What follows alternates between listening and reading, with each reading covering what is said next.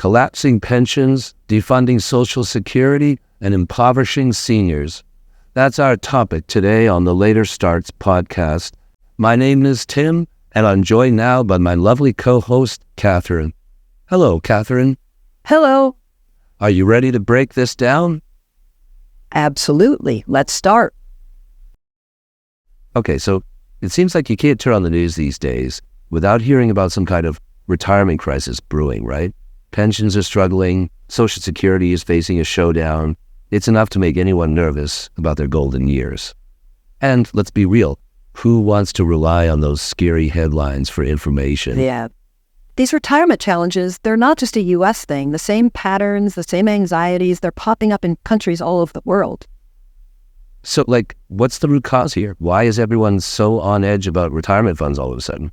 Well, a lot of it comes down to this kind of mismatch, this growing gap between demographics and how these systems were initially set up. We're living longer, which is amazing, but it also means a larger population of retirees relying on these systems for a longer period. And at the same time, in many parts of the world, birth rates are declining, so you have fewer workers paying into these systems. Okay, yeah, I see where this is set up. That's a recipe for some major financial strain. Exactly. And this strain is playing out globally. Take the UK, for example. They have this thing called the triple lock on pensions, which on paper sounds amazing. It guarantees that pension payments rise with inflation, average earnings, or a minimum of 2.5%, whichever is highest. Wow. So no matter what, pensions keep pace with the cost of living. That's got to be reassuring for retirees. What's the downside? Well, while that triple lock has been great for protecting pensioners' incomes, it's become really expensive to maintain, especially with the recent surge in inflation. There are now serious concerns about its sustainability. Can they really afford this, long term? And is it fair to younger generations who are footing the bill? So even a system designed to be generous runs into trouble. Are there countries out there considering getting rid of these types of programs entirely? Well, completely scrapping established social safety nets. That's a really tough sell politically. I mean, look at France. When Macron tried to raise the retirement age, forget it, massive protests. Yeah, I can see why that would cause an uproar. People are understandably anxious about having to work longer, especially when they feel like it's being forced on them. Absolutely. It's a tough situation all around. And this whole balancing act, right? Trying to find solutions that work for both the system and the people, that's a challenge playing out on a global scale. And speaking of challenges, you mentioned China earlier. It's interesting because they're facing similar issues, even with their massive workforce. Right. We often hear about China's huge population, but not so much about the aging population and how that impacts things. I always kind of just assumed a big population was a good thing when it comes to this stuff, more people to contribute, right? But I guess it's not that simple. No, not at all. China's a prime example of how things can get complicated fast. Yeah, they have a huge workforce, but it's actually shrinking. Fewer young people entering the system, more people living longer, spending more time in retirement. It all adds up. So even with all those workers, their pension system is, in trouble? Big time. Projections suggest their pension system could be completely depleted even sooner than in the U.S. We're talking by 2035. Whoa, that's really soon, scarily soon. It is, and it really highlights how this isn't some distant problem. It's happening right now. And speaking of happening right now, let's talk about Social Security in the U.S. Right, yeah, because that's the one everyone here is freaking out about. What's the deal? Is it really going to, disappear? Okay, so it's not going to just vanish overnight, but the current projections, they aren't pretty. By the mid-2030s, the Social Security Trust Fund, that's where all the money is, it's projected to be unable to fully cover the benefits that are due. Okay, so maybe not disappearing, but shrinking. Even if the trust fund is depleted, Social Security will still collect taxes from current workers. But those taxes, they're only projected to cover about 75 to 80% of what's actually promised.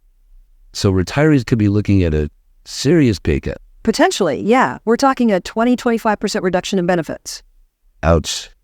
That's a big hit, especially if you're relying on Social Security as your main source of income. Absolutely. And that's why this is such a politically charged issue. Everyone's trying to figure out, how do we fix this? Well, what are the options? What are people suggesting? One of the big ones you hear a lot about is raising the retirement age. Right, because people are living longer, so it makes sense they might work longer too. That's the argument, yeah. Maybe bump it up to 69 or even 70. I can already hear the arguments against that, though. Not every job lets you work that long. That's a big one, yeah. Physically demanding jobs, just not realistic. And then there's the fairness aspect. People who've been paying into the system for decades, expecting to retire at 65, suddenly they have to work longer. It's like moving the goalposts hard. Exactly. So, yeah, raising the retirement age is an option, but it comes with its own set of issues. Another idea being tossed around is means testing. Means testing, like if you're richer, you get less help. Basically. So if you've got a good income from other sources investments, maybe a private pension, you might get smaller Social Security checks, or maybe none at all. See, that sounds good in theory. Make sure the people who really need it are getting it, but... What? Yeah. It gets complicated. Like, what about the people who are responsible, save their money? Now they're being penalized for it. Exactly. It brings up this whole philosophical question. Is Social Security a safety net? Or is it an earned benefit? Right, because you pay into it your whole working life. And there are valid arguments on both sides. It's messy. Messy is an understatement. Mm-hmm. We've got demographic shifting, political battles, and this whole philosophical debate. It's a lot. And we haven't even gotten into the weeds of COLA yet. Oh, right, the cost of living adjustment. So that's how Social Security benefits keep up with inflation. Exactly. But even tiny changes to how that's calculated can have huge consequences down the road for the system itself. So how do they calculate it? And what's wrong with that? Right now, they use something called the CPIW. Catchy. Right. It stands for the Consumer Price Index for urban wage earners and clerical workers. Basically, it's supposed to measure how much prices are going up for, well, urban wage earners and clerical workers. Which, okay, makes sense, but there's a growing concern that this CPIW, it doesn't actually reflect how retirees spend their money. Because they're not exactly rushing out to buy, like, new office supplies every week. You're right. Retirees, they tend to spend more on things like healthcare and housing. And guess what? Those are the areas where costs have been skyrocketing, much faster than overall inflation. So the CLA, it's based on this index that doesn't quite match up with real-life retiree spending. Exactly. So their benefits might not be keeping pace with the actual cost of living. And no one wants to be stuck choosing between their medications and their rent. Absolutely. So some experts are saying, hey, why don't we use a different index, one that actually reflects what retirees are spending their money on? Like what? One option is the CPIE. Okay, so another catchy acronym. What does that one stand for? The Consumer Price Index for the elderly. That's much more straightforward. Right. And it puts more weight on things like healthcare and housing costs. So problem solved. Well, not quite. See, if you switch to the CPIE, it would likely mean bigger CLA increases, and bigger increases mean more money going out. Exactly. Which, for a system already facing a funding shortfall, it's not great. Not great at all. And it highlights just how complex this all is. It's not just about finding a solution. It's about finding one that actually works. So that doesn't make things worse somewhere else down the line. It's a balancing act. Man, I had no idea it was this complicated. I thought Social Security was just Social Security. But there are so many factors at play. Like, you've got the global aging population, which is a whole other can of worms. Right, and then you've got the political side of things, trying to find solutions that won't get you kicked out of office. And let's not forget about the financial realities. It's like trying to solve a Rubik's Cube while riding a unicycle on a tightrope. A very accurate analogy, but, the good news is it's not all doom and gloom. Tell me there's hope. There is. Okay, so there's hope. I like the sound of that. But how do we find it? This is a lot to process: the global pension situation, Social Security's uncertain future. It feels kind of overwhelming, to be honest. You're right. It can feel overwhelming, but that's why we're having this conversation. Knowledge is power, right? You're already ahead of the game just by being here, wanting to understand all this. So step one, stay informed. What else? Next, financial planning.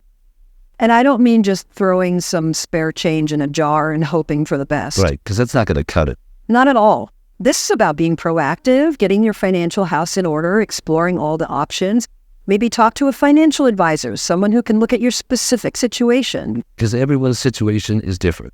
Exactly. Think about 401ks, IRAs, maybe even real estate, the stock market, if you're comfortable with a little risk. So it's about more than just like how much money you're saving.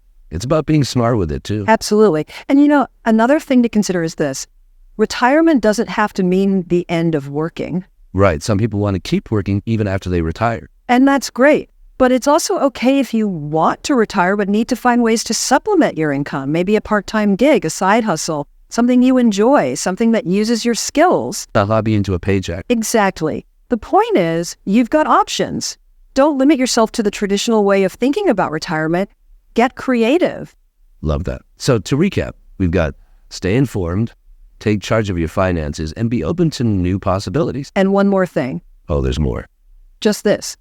Don't be afraid to get involved. This isn't just a personal finance issue. It's a societal one. These retirement challenges, they're not going away on their own. It's going to take all of us working together to find solutions. You know, what really strikes me about all of this is, yeah, there are a lot of numbers involved, a lot of economic jargon. But at the end of the day, this is about people. Couldn't agree more. It's about making sure that everyone has the chance to enjoy their retirement, to live those years with dignity and security. Well said. Retirement shouldn't be a luxury. Exactly. It's a challenge, for sure, but it's not impossible.